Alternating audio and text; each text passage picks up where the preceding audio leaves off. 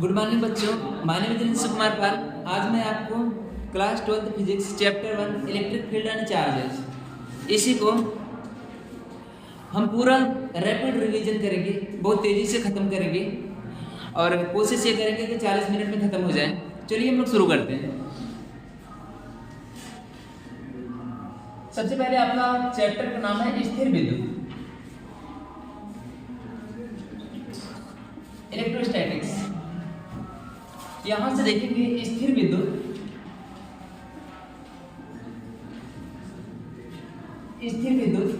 देखेंगे इसमें दो शब्द है, पहला है इलेक्ट्रो, दूसरा है स्टैटिक्स। और समझने में सिर्फ उसी को आएगा जो क्लास किया होगा, है ना। इलेक्ट्रोफार इलेक्ट्रॉन होता है, इलेक्ट्रोफार इलेक्ट्रॉन होता है, इलेक्ट्रॉन मतलब चार्ज होता है, मतलब हम उस प्रकार के चार्ज का अध्ययन करते हैं जो रुका हुआ हो, है ना। रुके हुए चार्ज का अध्ययन जिसके अंतर्गत कहते हैं उसे क्या कहते हैं, इलेक्ट्रोस्टैटिक्स कहते हैं, है ना। रुके हुए चार्ज, इसमें एक शब्द आया चार्ज किसे कहते हैं, आवेश। आवेश किसे कहते हैं, आवेश किसे कहते हैं। आवेश एक ऐसा, कहते जब किसी कण को, किसी विद्युत चुंबकीय क्षेत्र में रखा जाता है, जब किसी कण को किसी विद्युत चुंबकीय क्षेत्र में रखा जाता है। जैसे मेरे पास कोई कण है, उसको या तो हम इलेक्ट्रिक फील्ड में रख दें या मैग्नेटिक फील्ड में रख दें। यदि ये कण अपने ऊपर किसी फोर्स का अनुभव करेगा, बल का अनुभव करेगा, तो उसे हम क्या कहेंगे, उसे हम आवेश कहेंगे।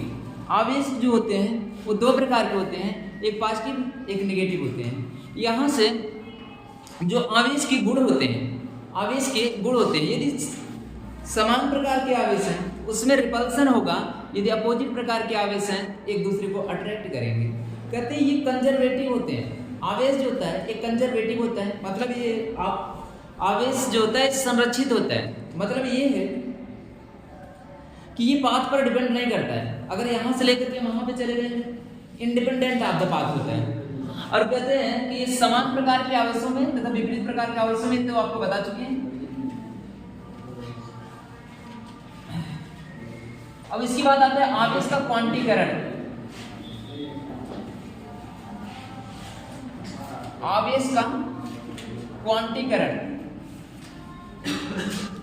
आवेश का क्वांटीकरण बेटे यही वीडियो आप लोग देख लेंगे, है ना।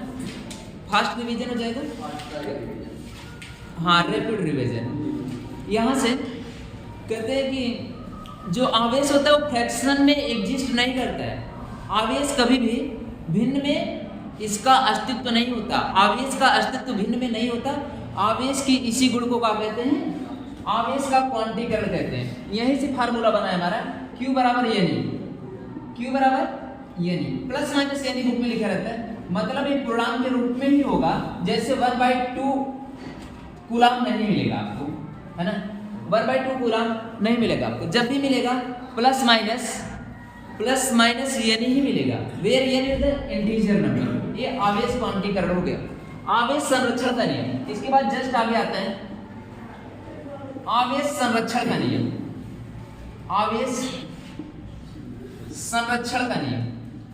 आवेश संरक्षण का नियम वही है जो हमने बताया कि पाथ पर डिपेंड नहीं करता, ये संरक्षित रहता है। मतलब आवेश न तो उत्पन्न किया जा सकता है, नहीं नष्ट किया जा सकता है, बल्कि एक रूप से दूसरे रूप में परिवर्तित किया जा सकता है। मान लीजिए कि जैसे मेरे पास में यहाँ पे 1 कूलाम का एक मेरे पास यहाँ पे कोई बॉक्स है, इसमें 1 कूलाम का आवेश है, और यहाँ पे क्या लिखते हैं, उल्टा लिखा जा रहा है, 1 माइक्रो कूलाम का आवेश है, दूसरा +2 माइक्रो कूलाम का आवेश है, तीसरा अगर मेरे पास Q है। यदि इसको हम एक पे ही हम मिला दें और इसके बाद थोड़ी देर बाद फिर से देखें, इस पे हमारे पास 2 माइक्रो कूलाम का आवेश आ जाए, इस पे हमारे पास 3 माइक्रो कूलाम का आवेश आ जाए, और इस पे मेरे पास 7 माइक्रो कूलाम का आवेश आ जाए। इसका मतलब क्या होगा, तो जितना इनका सम होगा उतने सम इसका भी होगा। ये कितना है, 2 1 3 है, तो 3 अकेले हैं, तो Q का मान कितना आ जाएगा, 9 माइक्रो कूलाम। ठीक है, दो के दोनों सभी बराबर हो गए, 7 3 10 2 12 9 3 12। यही क्या होता है, आवेश संरक्षण का नियम होता है। जस्ट इसके आगे हम लोग चलते हैं, आता है कूलाम्स लॉ। इसके जस्ट आगे आएंगे कूलाम्स लॉ। जो कूलाम का नियम है, कूलाम का नियम।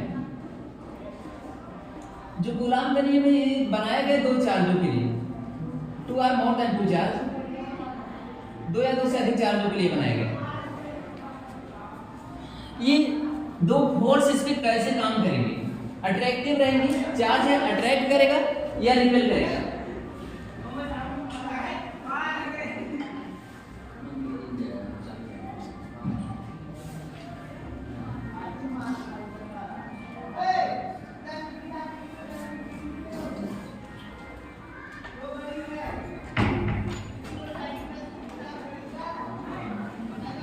कूलाम का नियम, बेटे कूलाम का नियम क्या होता है, कहेंगे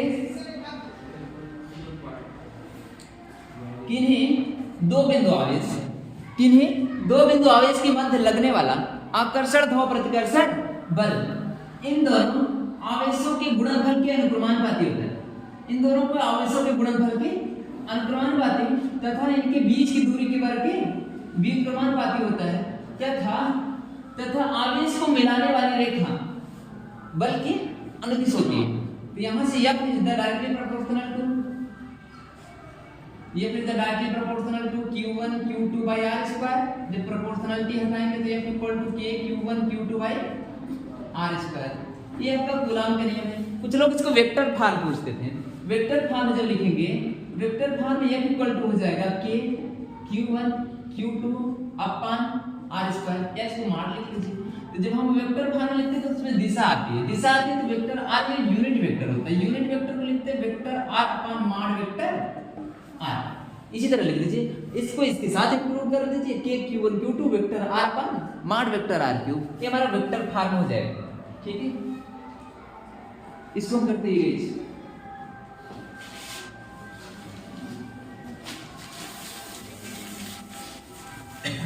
एक बात और ध्यान देंगे, जो कूलाम का नियम है, ये जो कूलाम का नियम है केवल पॉइंट चार्ज के लिए वैलिड है ना। ये कूलाम का नियम कब वैलिड है, केवल पॉइंट चार्ज के लिए वैलिड है।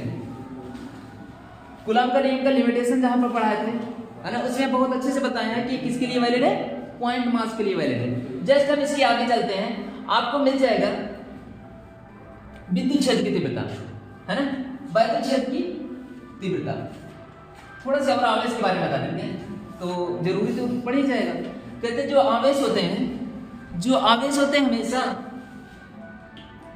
प्लस क्यू चार्ज से, आवेश जो प्लस क्यू चार्ज है इससे इलेक्ट्रिक फील्ड बाहर की तरफ निकलती है अराउंड इटसेल्फ है ना। इसके चारों तरफ इलेक्ट्रिक फील्ड बाहर की तरफ निकलती है, और जो निगेटिव चार्ज होता है इस पे इलेक्ट्रिक फील्ड इधर अंदर की तरफ आती है।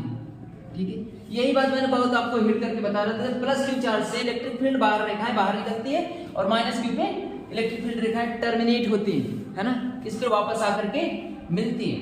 और हम बताएं, चलिए इतना तक हो गया, प्लस क्यू चार्ज ये दो छूटा था। अब इलेक्ट्रिक हम चार्ज आपको बता सकते हैं।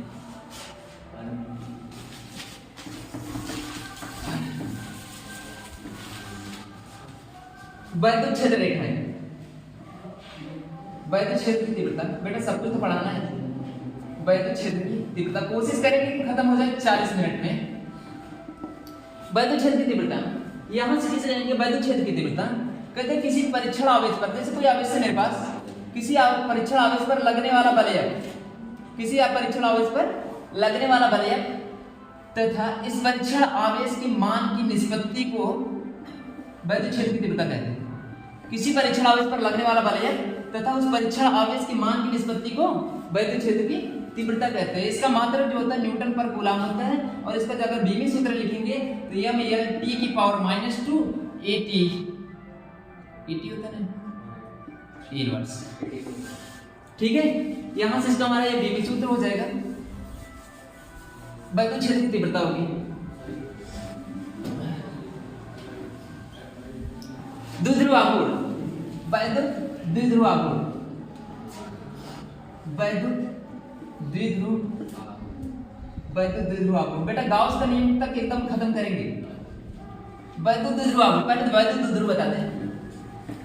Electric dipole, electric dipole.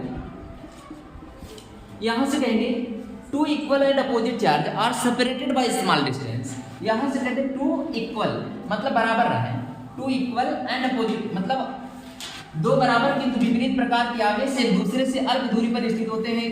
इस अरेंजमेंट को क्या कहते हैं? वैद्युत द्विध्रुव कहते हैं, है ना। इस व्यवस्था को क्या कहते हैं? वैद्युत द्विध्रुव। दो बराबर, देखो बराबर है, दो बराबर किंतु विपरीत प्रकार के आवेश एक को प्लस एक को माइनस एक दूसरे से अल्प दूरी पर स्थित होते हैं, क्या कहते हैं? वैद्युत द्विध्रुव कहते हैं। अल्प दूरी क्या है? 2l है। अब वैद्युत द्विध्रुव आघूर्ण किसे कहते हैं? यही वाला जो ऐसे बना देंगे ना, यही द्विध्रुव है हमारे पास, है ना। वैद्युत द्विध्रुव आघूर्ण किसे कहते हैं?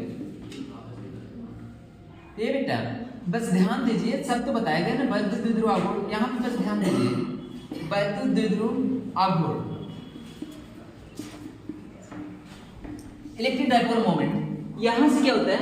वैद्युत द्विध्रुव आघूर्ण कहते हैं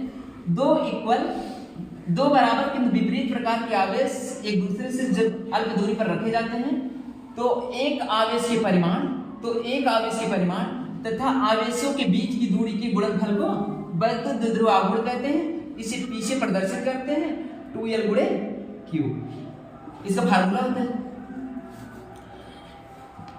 और राशि जो होती है हमारी सदिश राशि होती है। राशि जो होता है हमारा, ये हमारे पास सदिश राशि होती है और इसका मात्रक जो होता है, जो मात्रक होता है इसका जो मीटर हो जाएगा, इसका कूलाम हो जाएगा, कूलाम इनटू मीटर।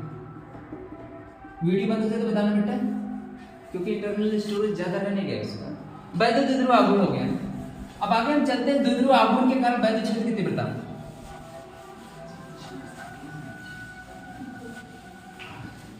द्विध्रुव आघूर्ण के कारण द्विध्रुव आघूर्ण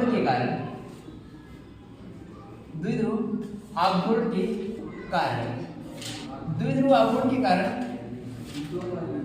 बीड़ी बंद हो गया।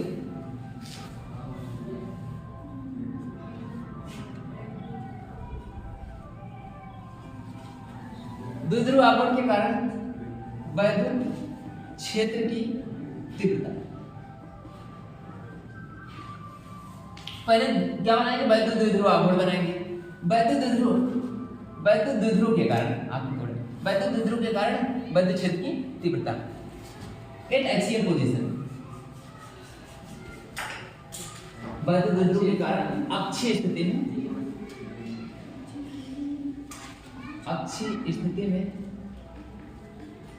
वैद्युत क्षेत्र की तीव्रता। बेटा हम बनाते रहेंगे वैद्युत क्षेत्र की तीव्रता। वैद्युत द्विध्रुव के कारण अक्षीय स्थिति में वैद्युत क्षेत्र की तीव्रता। तो तुरंत आपको क्या करना है? रिवीजन ऐसे ही करना है। क्या करके? चित्र बना करके तुरंत माइनस क्यू, यहाँ पे हमेशा याद कर लीजिए जो शुरू में रहेगा क्या रहेगा? माइनस क्यू, अंत में क्या रहेगा? Plus Q. ठीक है, तो यहाँ पे हम क्या बनाएंगे? ओ बना देंगे, इसको यल ले लेंगे, इसको यल ले लेंगे। ठीक है, यदि हमें यहाँ पे निकालना होगा, यदि हमें यहाँ पे निकालना होगा तो कितना इसके कारण इधर निकाल देते हैं। तो जो ई नेट आता है अक्षीय पोजीशन पे k into 2p by r cube, है ना, न्यूटन पर कूलम। ठीक है, इतना ही आता है एक्सियल पोजीशन पे। इक्वेटोरियल पोजीशन पे कितना आता है? इक्वेटोरियल पोजीशन पे कितना आता है? अच्छा यहाँ पे चित्र बना दें, तो ये वाला बाहर की तरफ लगाएगा और ये वाला अंदर की तरफ लगाएगा। रिजल्टेंट निकाल देंगे, जितना आएगा तो ले लेंगे। ठीक है, उसको बहुत अच्छे से बताया गया है। यहाँ से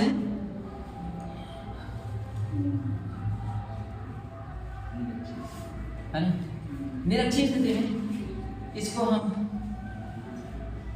यहाँ पे कितना आएगा, है ना, ये दोनों का रिजल्टेंट, ये वाला अपनी तरफ लगाएगा, ये वाला इलेक्ट्रिक फील्ड अपनी तरफ लगाएगा, ये वाला दूर लगाएगा, तो नेट वाला किधर आएगा? नेट वाला इधर आएगा। तो ये कितना आएगा? E net equal to kp by r q, where k equal to क्या था? 1/4 पाई एप्सिलॉन नॉट, जिसका मान होता है 9 × 10⁹, जिसका मान होता है 9 × 10⁹। मात्रा को बताएगा पर कूलम, न्यूटन मीटर स्क्वायर पर कूलम्ब स्क्वायर। ठीक है, ये आपका वैद्युत द्विध्रुव के कारण अच्छी स्थिति में तीव्रता हो गई। इसकी जस्ट आगे आपको मिलेगा द्विध्रुव आघूर्ण को घुमाने में किया गया कार्य। द्विध्रुव आघूर्ण को घुमाने में बलयुग्म आघूर्ण है ना, कोई वैद्युत द्विध्रुव आघूर्ण, वैद्युत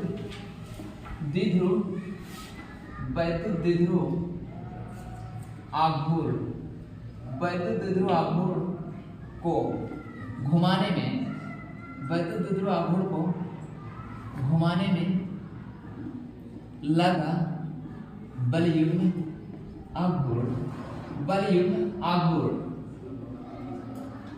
आघूर्ण। मान लीजिए कि मेरे पास कोई एक यूनिफॉर्म इलेक्ट्रिक फील्ड है। यूनिफॉर्म मतलब ऐसे इलेक्ट्रिक फील्ड जो न बदले, वेरिएबल न हो। तो यहां से हम क्या करते हैं, यहां से नहीं, यहां पे इलेक्ट्रिक डायपोल लेते हैं, एक नेगेटिव एक पॉजिटिव। डिस्टेंस कितना है, यल है, यल। एक इधर लगाएगा एक इधर लगाएगा, ठीक है।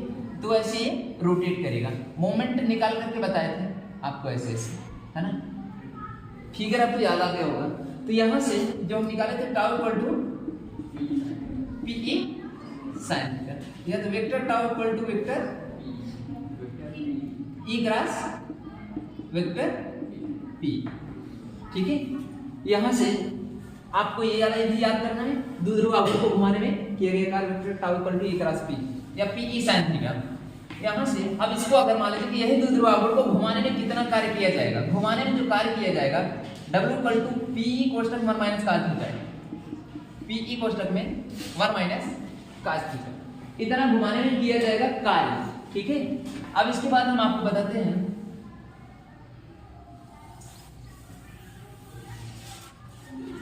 एक वृत्ताकार रिंग के कारण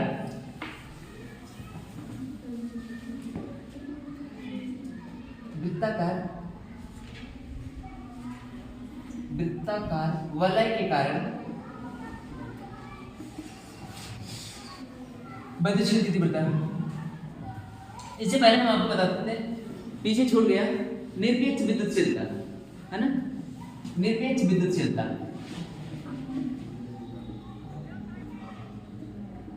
बेटा जो हेडिंग छूट जाए तो बता देना, निरपेक्ष विद्युतशीलता।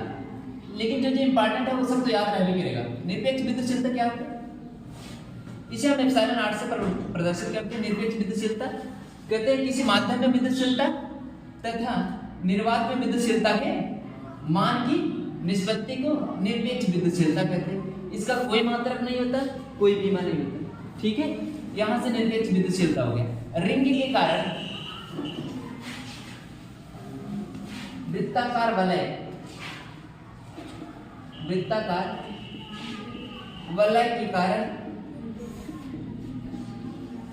के कारण वैद्युत क्षेत्र, बेटा स्याही भर लेते हैं, वैद्युत क्षेत्र की तीव्रता।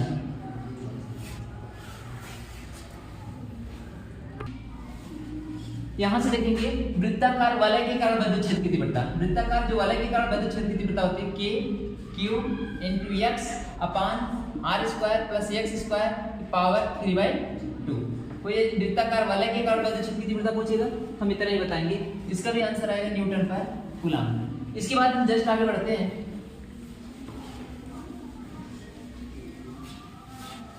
कोई हेडिंग छूट रही? हमारे हिसाब से तो सब कुछ कंप्लीट है। सतत आवेश वितरण, ये तो गॉस के नियम में एंट्री हो गई है ना। जो सतत आवेश वितरण है,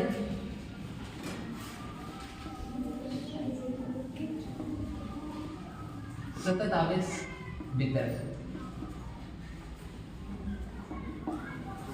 करें आवेशों का लंबाई पर, क्षेत्रफल पर तथा आयतन में समान रूप से वितरित करने की क्रिया को क्या कहते हैं, सतत आवेश वितरण। सतत आवेश वितरण, इसमें से जो 3 इंपॉर्टेंट आपको याद करना है, उसमें पहला पढ़ना है रेखीय आवेश घनत्व। क्या पढ़ना है? रेखीय आवेश घनत्व। रेखीय आवेश घनत्व। दूसरा होता है क्षेत्रीय आवेश घनत्व। रेखीय आवेश घनत्व, क्षेत्रीय आवेश घनत्व, रेखीय आवेश घनत्व, क्षेत्रीय आवेश घनत्व, तीसरा होता है आयतन आवेश घनत्व। इसी का यूज आएगा आयतन आवेश घनत्व। आयतन आवेश घनत्व जो रेखीय आवेश घनत्व होता है lambda equal to q upon l होता है, और जो हमारे पास क्षेत्रीय आवेश घनत्व sigma equal to q upon A होता है, और जो हमारे पास होता है आयतन आवेश घनत्व rho equal to q upon v होता है। ठीक है, ये हमारे पास होता है क्षेत्रीय आवेश घनत्व, रेखीय आवेश घनत्व, क्षेत्रीय आवेश घनत्व, आयतन आवेश घनत्व। इरेज करते हैं। सवाल लगाते समय ये सब जिसको याद नहीं रहेंगे ना पल्ले नहीं पड़ेगा। ठीक है, हम तो बीच बीच में सवाल बताए हैं, लेकिन ये सब याद होना चाहिए आपको। यहां से एक मान लीजिए मेरे पास कोई ऐसे इस प्रकार की यदि एकांक लंबाई एक समान रूप से चार्ज अनंत लंबाई के तार पर एक समान रूप से आवेश वितरित किया गया है, तो इसके कारण यदि हमें विद्युत क्षेत्र की तीव्रता निकालनी है तो कितना आएगा 1/2 pi epsilon naught q upon r, lambda upon r. Where lambda क्या है यहाँ पे? लेम्डा क्या है? लीनियर चार्ज डेंसिटी है ना, लीनियर चार्ज डेंसिटी। हाँ डेंसिटी, लीनियर चार्ज डेंसिटी। अरे तो डेल लिखे है तो सीटी लिखाना देगा। ठीक है, लीनियर चार्ज डेंसिटी। और इसके बाद एक होता है हमारा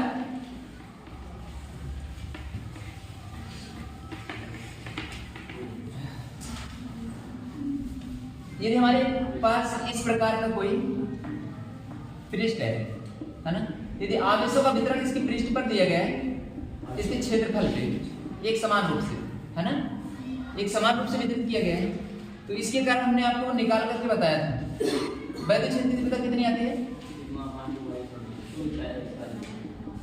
सिग्मा अपान 2 एप्सिलॉन नॉट। यदि हम यहाँ से सबसे पहले निकालना है, यदि हमें यहाँ पे निकालना था तो हम क्या किए थे? एक गाउसियन पृष्ठ बनाए थे है ना, गाउसियन पृष्ठ है ना, गाउसियन पृष्ठ बनाए थे तो यहाँ पे निकाले थे है ना, और यहाँ पे निकाले थे और यहाँ पे भी निकाले थे। फ्लक्स व्लक्स तो बताने ही नहीं दिए, थोड़ा सा फ्लक्स बता देते हैं। तो यहाँ पर वाला आएगा, यहाँ पर वाला आएगा, ये वाला 0 हो जाएगा। ठीक है, थोड़ा सा हम फ्लक्स और एरिया वेक्टर पे बता देते हैं है ना, फ्लक्स और एरिया वेक्टर। इसका जो हमारे पास नेट वाला आएगा, नेट कितना आएगा? Equal to sigma upon 2 epsilon naught, equal to sigma upon 2 epsilon naught. इतना हमारे पास इसका आंसर आएगा। अब इसके बाद हम क्या करते हैं? सबसे पहले आपको गाउस का नियम जहां से स्टार्ट था, हमारे पास था area vector. Area vector Hindi होती है सदिश क्षेत्रफल। सदिश क्षेत्रफल बेटा जितना आपको एक वीडियो 40-50 मिनट की बनी है, ठीक है, इसी टॉपिक पे, तो यहाँ से क्या करेंगे? एरिया वेक्टर सदिश क्षेत्रफल। कहते हैं सदिश जो क्षेत्रफल है, सदिश क्षेत्रफल, इसको हम डीए से डिनोट करते हैं, डीए की बुक में डीए से डिनोट करते हैं। कहते हैं area vector always perpendicular to the electric field lines. Electric field lines always perpendicular to the surface area. Surface area, ठीक है, जो इलेक्ट्रिक फील्ड लाइंस है वो सरफेस एरिया के हमेशा परपेंडिकुलर होती है। अगर मान लीजिए हम 2D में बात करें, 2D में अगर मान लीजिए मेरे पास कोई वृत्त है तो इसका जो एरिया वेक्टर रहेगा हम किस तरह से लेंगे? या तो ऊपर की तरफ ले लेंगे और या तो नीचे की तरफ ले लेंगे। ठीक है, निकाल करके बताया गया था वहां पे। अगर मान लीजिए मेरे पास कोई 3D फिगर है, 3D फिगर मान लीजिए मेरे पास कोई क्यूब है, मेरे पास कोई क्यूब है, ठीक है, मेरे पास कोई क्यूब है, तो यहाँ से एरिया वेक्टर इस वाले फलक के लिए किधर होगा? बाहर की तरफ होगा। इस वाले फलक के लिए किधर होगा? ये बाहर की तरफ होगा। मतलब क्यूब में 3D फिगर में एरिया वेक्टर हमेशा बाहर की तरफ रहता है, और यहाँ से एरिया वेक्टर किधर रहेगा? ये ऊपर की तरफ रहेगा। तो यहाँ पे एरिया वेक्टर किधर रहेगा? ये नीचे की तरफ। एरिया वेक्टर सही है इतना तक। यहाँ से जस्ट इसके आगे हम चलते हैं। अगर मान लीजिए कि जो हमारे पास गाउस का नियम है, अच्छा हम गाउस का नियम का एप्लीकेशन तो बता दिए, गाउस का नियम मैंने बताया।